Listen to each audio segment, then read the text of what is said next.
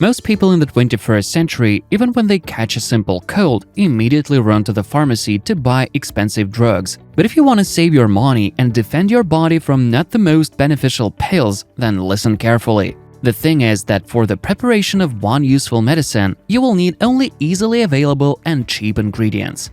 You will definitely find carrots at home. And even if you don't have this vegetable right now, you can easily find it in any store. This vegetable is very nutritious and it's recommended to use it to avoid vision problems. It's also good for diabetics and has a beneficial effect on the heart and blood vessels. Carrots are used for the prevention of oncological diseases. Besides, with its help, you can improve your digestion, liver and kidney function, and also start the rejuvenation process. Carrots are also very useful for children. It's able to protect them from all sorts of viruses and eliminate inflammatory processes.